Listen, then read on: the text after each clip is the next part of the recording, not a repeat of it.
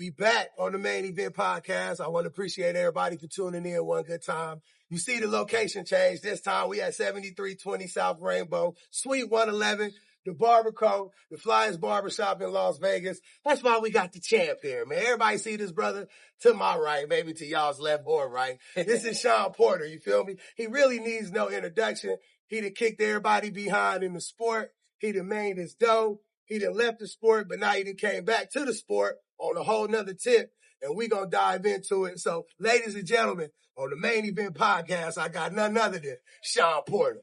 Hey, I'm going to keep it real. This ain't even his shop. He's just gonna go and park somewhere, and we're gonna do a show.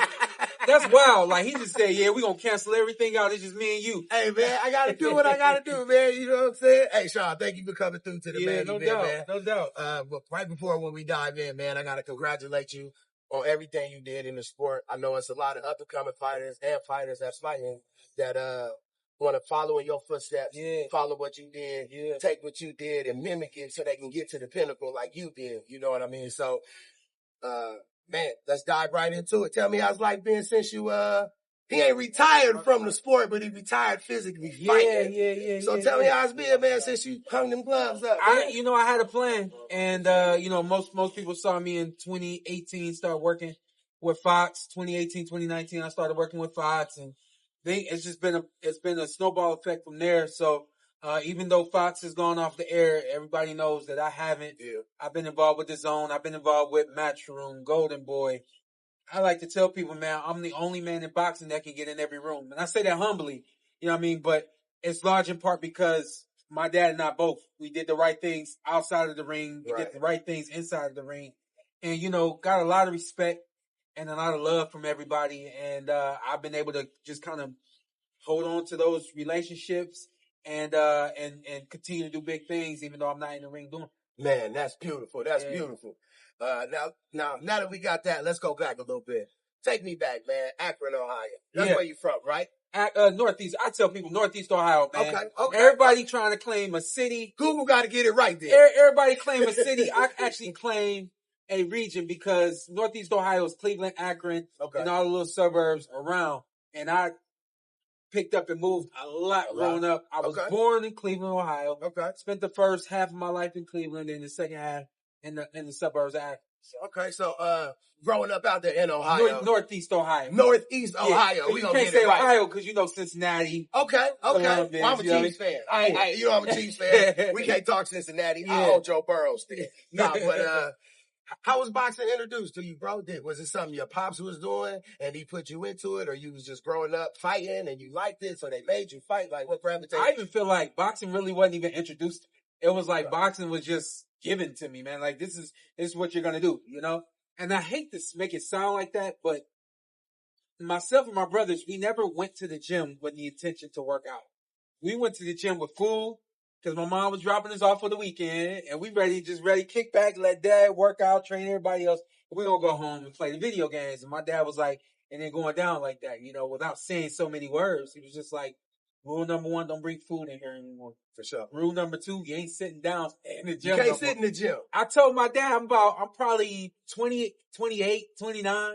I looked at my dad at the gym and I sat down. He said, what? I said, I ain't sat down in the gym my whole life. I said, so it feel good. I told him I want to sit down today. Damn it. How do you feel when you sat down? We both rolled on it because he realized, that rule that he instilled in me when I was 5, 6 years old. He realized, he's been holding on to a lot of these things his whole life. So, by the time I was 8 years old, we start competing at 8, right? Yeah. Christmas time before the first tournament, my dad bought us boots, bought us the new gloves, bought us the new uniform and everything. It was like, the tournament is in January. You know what I mean? There was no, do you want to go to the tournament? There was no, hey, guess what? There is a tournament, It's just, this is what we do. You know what I mean? And honestly, man, I could put that on a shirt for the family, for the whole port. This is what we do. You know what I mean? We are successful. We are, that's why the Porter Way podcast, the Porter Way. Congrats on that too, Thank man. you, I man. love it. I watch it all the time. I was actually able to be at the taping when he was interviewing Marquise Taylor. What up, man? What's happening? The old snatcher, baby. We gonna get into him though. But you brought up your dad, man, and that was the next question I really wanted to go to, because your father, Kenny, he played a pivotal role in your career. You know what I'm saying? So what was that like being coached by your dad that did that, caused a lot of differences between like, okay, this is Pops and this is Coach, and at times you ain't know who to talk to. Like, explain the difference in that. Yeah, my dad always had this ideology that you can't separate the two, so you shouldn't try to separate the two. Right. I am dad, I am coach. Right. You know, Right. and he said, you know, you really can't separate it, so why try? I'm 37 now, and I realize that you can actually separate the two. Okay. And you can try, you know. It's about being intentional. You know what I mean? That's one thing I've learned in life is that everything you have to be intentional about it, you know? So for me, it was rock and roll, you know? He never tried to separate it, so it really was the same. Okay. At home, don't ask no questions. Do what I tell you to do. Right. In the gym, don't ask no questions. Do what I tell you to do. Right. You know, so for a big part of my life, man, and again, the same things you get from boxing, I actually just had them at home. Okay. The discipline you get from the gym. A lot of kids, once they get away from the gym, that discipline that they was learning, they may venture away from it. You know what I mean? It was at home. It was at the gym. You know, hard work.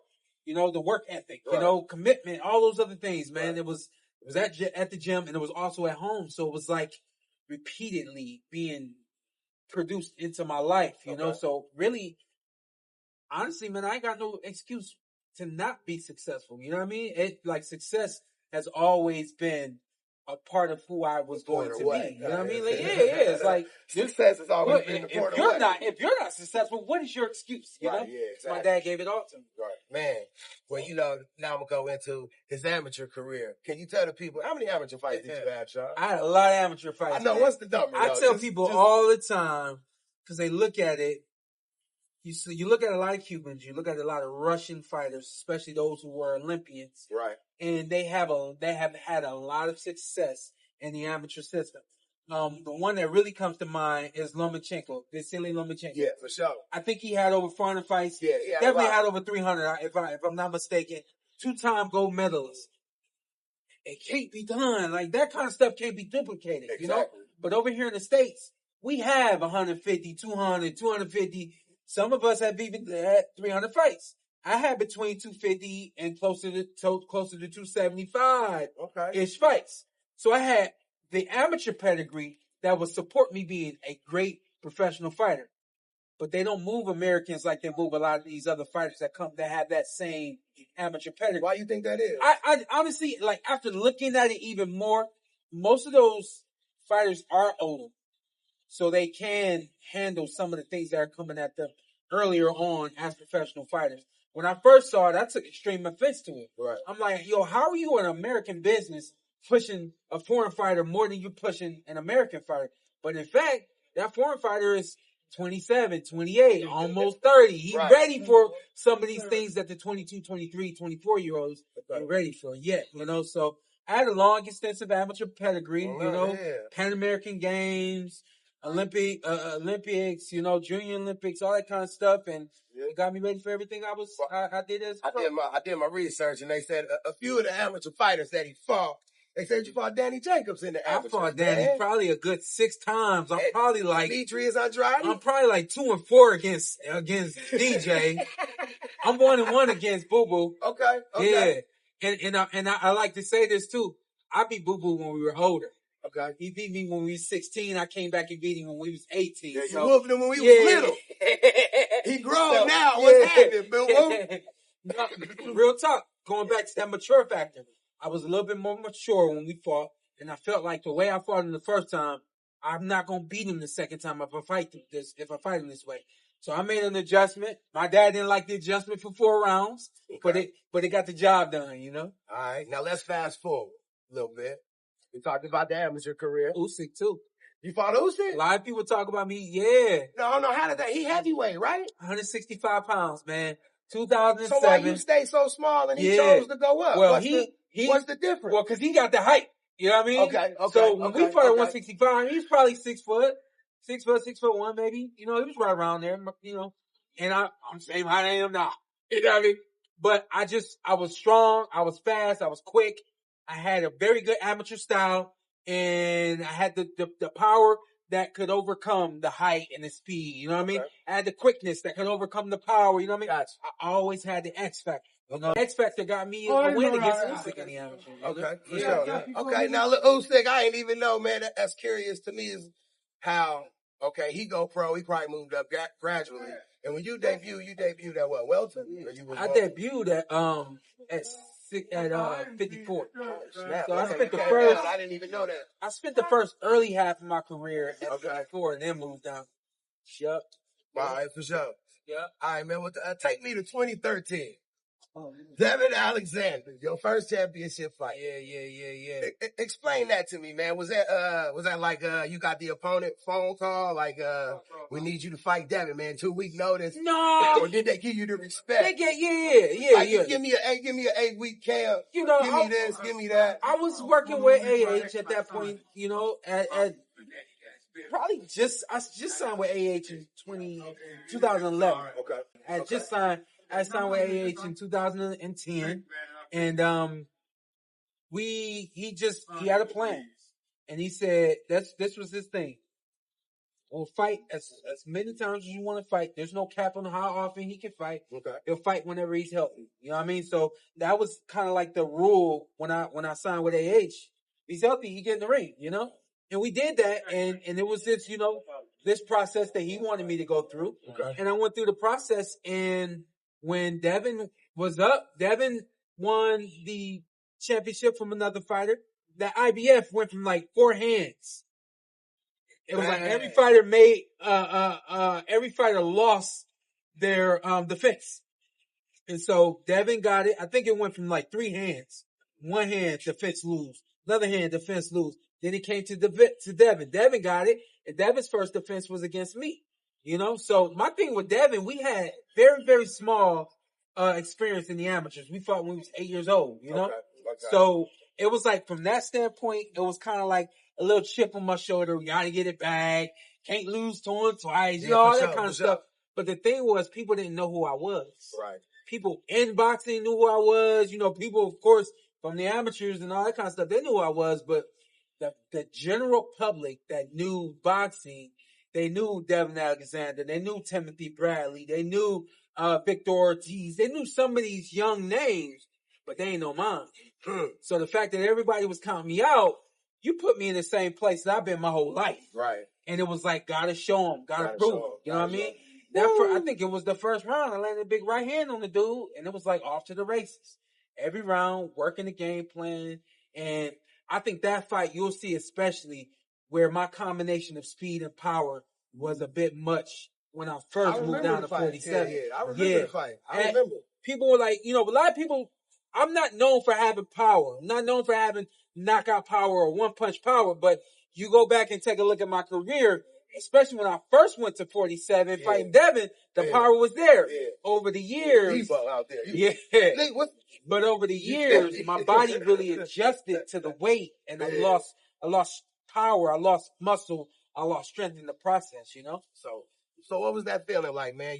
You and your pops got trained all your life for a goal, and you finally hit it against a fighter that has a name, and now once you beat this guy, everybody know your name. How does that feel at the end of the night? I tell people all the time, man, y'all would never believe how I felt after that fight. Yeah, tell the people. It was literally just another win. Damn. It wasn't not the title, man. That's why I tell people, because I didn't understand being a world champion at that point. Right. I didn't even know what the IBF stood for. You know what I mean? I don't know. I might have been 25, 26 at that point in time. Right. And my mind was still wrapped around, I just want to make money. I just want to, have more than I had when I was growing up. You know what I mean? I was still trying to make a way for myself. And putting the building blocks together, that next stage was that world championship title. And I didn't even understand what I was in for. I understood Devin Alexander, and I understood people doubting me. That was the only thing I understood about the fight. And it was enough for me to win, So after that. You did that. Okay, bro, I took the IBF home, and I had to pull my phone out, get on the internet, and find out what fighters won the IBF title. Like, let me really understand what I got here. And once I saw it and I saw the names, I was like, okay, I recognize some of these names, but some of the names I do know wasn't on that list. Okay. So now I got to find out, okay, the names that I do know Marvelous Marvin Hagler and some of these other All the names greats that I didn't really, have it. really love and respect. All the greats What didn't belt have did it. y'all have? For sure. And then I made my goal to win that WBC title. Hey, and it did that, man. And another big fight I wanted to ask you about that I feel kind of catapulted you because he had a name. What's up, man? How you doing, man? Why you talking to this KC fan? Oh, bro? man. You know what? It's a part of the day. Hey, he with a three-peater It's right a now. part of the day. I'm a three-peat offender. He ain't no goddamn after this three-peater. season. I'm a three-peat offender. Man, I'm a three-peat offender after this. They're going to be on the plain side. I don't even know where the game at. That's what I'm talking about right Plain there. side. I don't even know where the game at. The game gonna be I know what it Kansas feel City. like to fly out somewhere and lose. That's y'all gonna be feeling like me. I'm hating. I don't give a damn. Nah, before we was interrupted because Shawn is the man. He everywhere he go, people say what's happening, man. We just happen to be at the barbershop. After Devin Alexander, man, your next fight, that I feel kind of catapulted you to becoming more of a household name after that. I feel you fought Paul Malignaggi. Yeah. And then I remember that fight, like after he was done, like he was through the ropes, bro. Probably hell of a fighter. I ain't taking nothing from you. We just call him what I seen as a boxing fan. Like he was out there and he didn't want no more. What was the fight over in like the third round? It was the fourth round. Fourth round. I knew I was close. We were the co-main event that night. And I don't remember who the main event was. But this is what I do know. This is one thing that's required for a fighter to kind of like get a household name. If you're on the undercard of a big fight, people are watching. Right. The closer you get to that big fight, the more people are watching. So we had ended up being a co-main. I could be wrong. I feel like it might have been Chad Dawson or something like that was the main event, but it was enough for me to really like explode like that against Paulie the way that I did. You did. And people like, yo, this dude is something serious. You know what I mean? Yeah. Plus, I really felt you wasn't scared of his power. I really thought with Paulie, you wasn't scared of his speed. You know what I mean? Right. You couldn't. I didn't let him get started. You know what I mean? Yeah. No, you rushed him. He really didn't even start the gas tank. You know what I mean? He didn't start the car. You rushed him. You know, we've talked about that fight, man. Paulie's a great guy. You know what I mean? And we talked about the fight. He said, yeah, he's like, I was closer to retirement than I knew. He said, when a bell rang, and I told him, I said, you know, I cut you with my very first punch I threw. He said, yeah, I know. He said, when I felt the blood drip, he's like, I knew then it was over. Bro, he looked like, damn, I got in the ring with the wrong young lion. After the fight, I'm just keeping it real. You feel me? Like, that's really the look he gave. I think he was coming off of his fight with AB. Okay, yeah, I think his fight with AB kind of, you know what I mean? Again, like, coming off an AB fight, everybody watching AB, you talking all that before the fight, you know, hype and everything around that fight alone. He brought that hype to the fight with us. You know what I mean? So I tell people all the time, man, when you talk about my fight in a nutshell, timing is key. Timing is key. Everybody say, oh, you fought everybody. Well, guess what? I was on the right side where everybody was at. You know what I mean? And it was perfect timing for me to be able to fight everybody, you know? Now, if you don't mind me asking, your first loss, right? That came by way of, was it Keith? I might ask. You mind me? Well, the only reason I'm only asking on the Main Event podcast, because sometimes you got to ask the questions you don't want to ask. And it's the homie, so I feel comfortable enough to ask the homie, you know? But he was going to ask me anyway. He's trying to start something. Hey, man, I'm a constant three-peater. That's what I do. But that fight was very close, bro, between you and Keith Thurman. Yeah. I can't really say Keith won hands down like that. I watched the fight. Like, I could have, a draw would have been good in my book, or maybe leaning it your way, not just because you here, but just because I watched the fight 3 times. I know. You feel me? I know. What lessons did you take from that loss right there with Keith feeling like you won? So check it out. So go back just a little bit. Okay. I don't want to rob you of the right information. So the first loss, clear me up. The first loss was right after Paulie. I fought Kell Brook. Remember, I fought Kell in LA. Yes, you did fight Kell in LA. And I lost to Kell in LA. Yes, you did. I fought Kell the exact same way for 12 rounds, right? So the lesson I learned from that fight was you got to be able to make adjustments. You can't come to the fight the same way every single round and expect a win. Like, that ain't how it's done. Very quickly, I got away from that, right? So going into the ring with Keith, I'm already in my mind like, I got to be ready to make adjustments. I got to be ready to do this. I got to be ready to do that. You know what I mean? With Keith, I said, damn, like I just got too greedy. There was moments where I was getting off on him, and I could have slid out, and I could have stepped to the side and let that judges see that moment and let that moment determine the entire round. Right. There were moments where I got too greedy. He caught me with a big shot, and that big shot overshadowed the 4, the 5, 6 punches that I landed on him. You know what I mean? So it's what they say all the time, man. Do you like quality or quantity? You know what I mean? That fight, judges apparently like quality. But that's you still ain't have enough goddamn quality for all the quantity I was bringing. You know what I mean? It was a hell of a fight. So yeah, it was an amazing fight. You could have, both of y'all did your thing. Yeah. You could have flipped the coin for real, because he did his thing too. Yeah. But I would have been easier. I tell people all the time, if you want me to show you God is real, I'll do it with no problem. That fight, and had I won that fight, my trajectory would have taken me away from Errol Spence Jr. Y'all might have never got that Errol Spence Jr. fight. That fight. Why you say that? Well, because it was taking me away. The trajectory for Keith, for an example, Keith, had he not gotten injured, he would have went on to beat Danny, which is what he did, and he would have been in line for a Mayweather fight. You know what I mean? Okay. Though he was in line for Mayweather, he would have been in line at that point in time for a Manny Pacquiao fight. You know, he would have been in line for there were some bigger names opposed to a Errol Spence. So losing to Keith, it was kind of like, you don't go so far down, but you just got this process to rebuild. I ended up getting in the ring with Adrian Browner after that. I was at that fight. Was that before?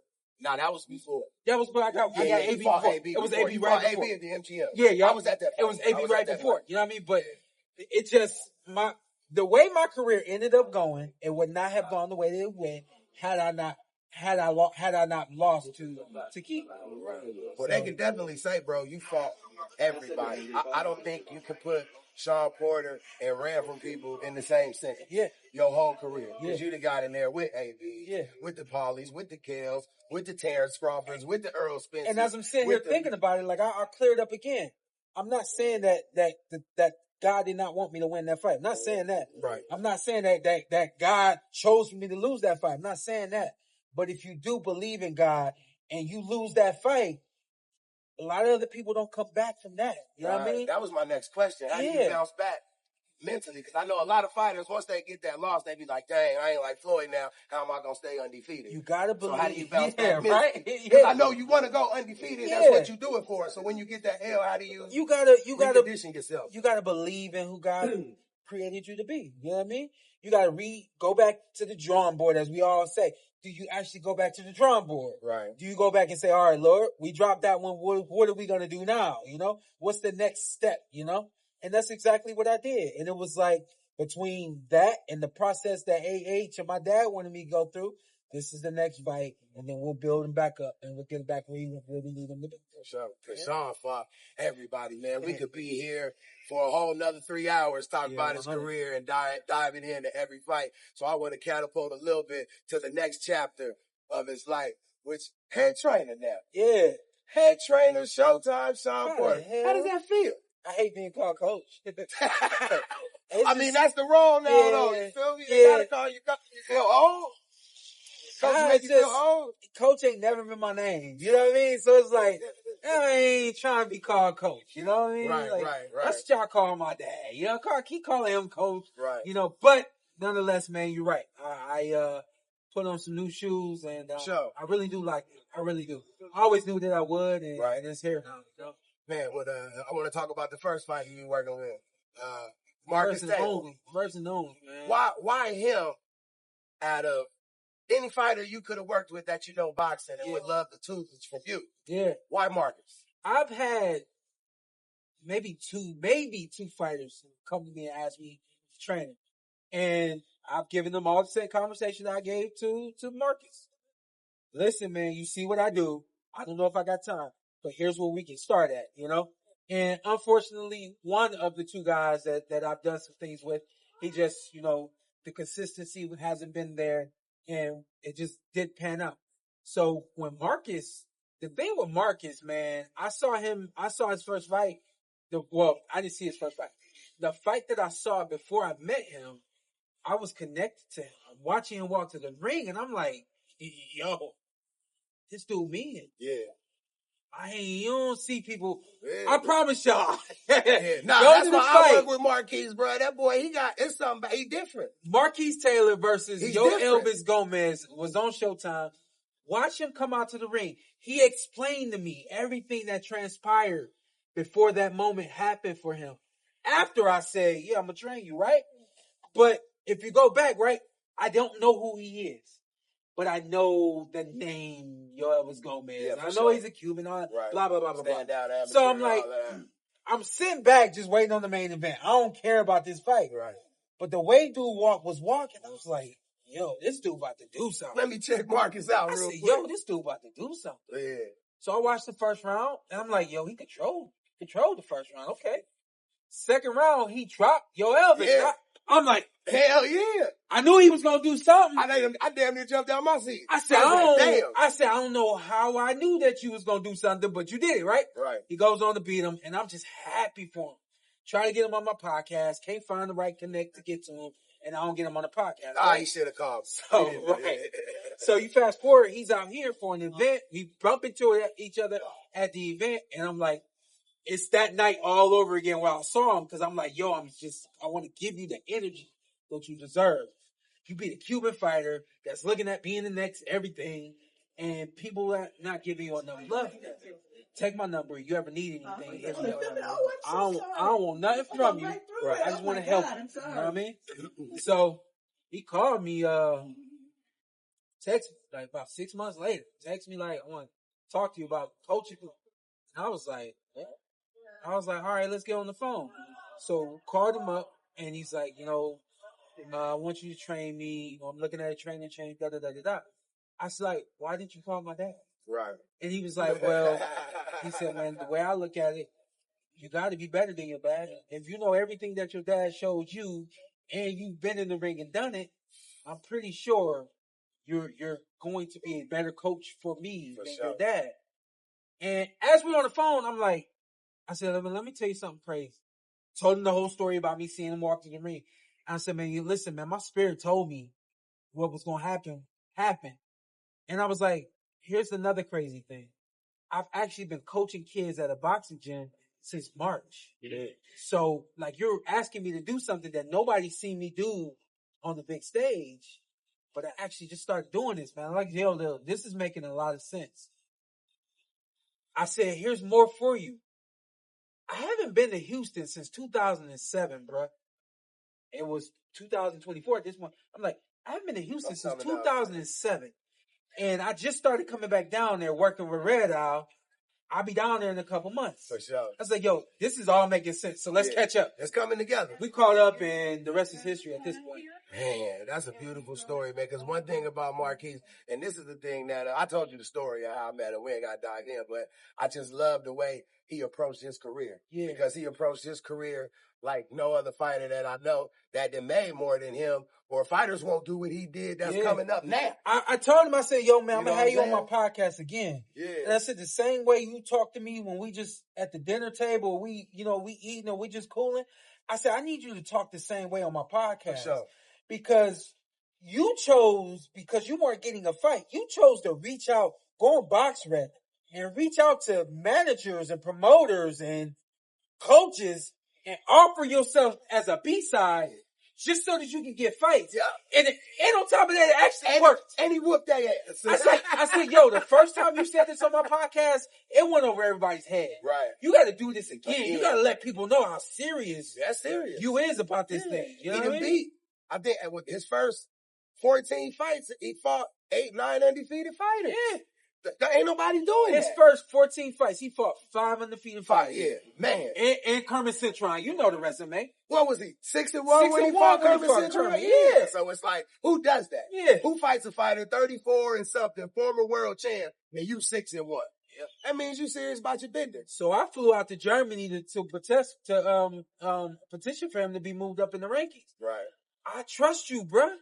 I know what you gonna do. Yeah. You show me that you gonna do it yourself. Anyway. Yeah. And all you call me for some help.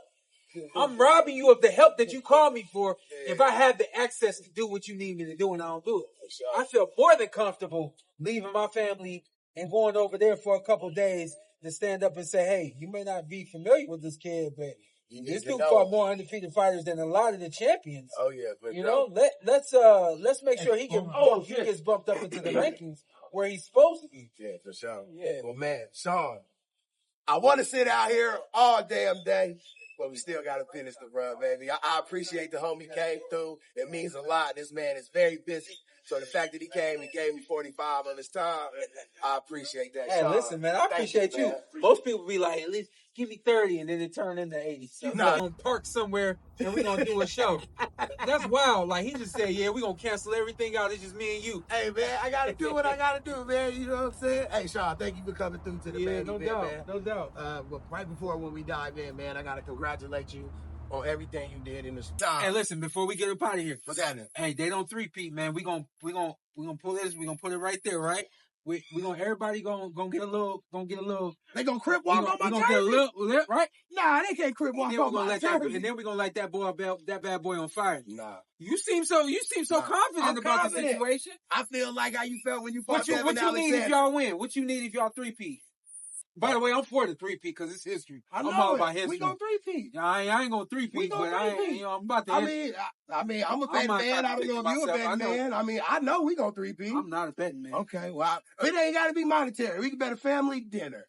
That ain't money. We just go. If you win, I gotta take your family and my family to your favorite restaurant. If I win, you gotta take me and my family and your family to my favorite restaurant. Nothing monetary. It ain't gotta be expensive. Yeah. I can like IHOP, I can like Panda Express. Right. We ain't gotta do nothing big, so you know. Nothing monetary, baby. Just I told you so. Hell, no, thank you. That was dope. Yeah, that's cool. Oh, man,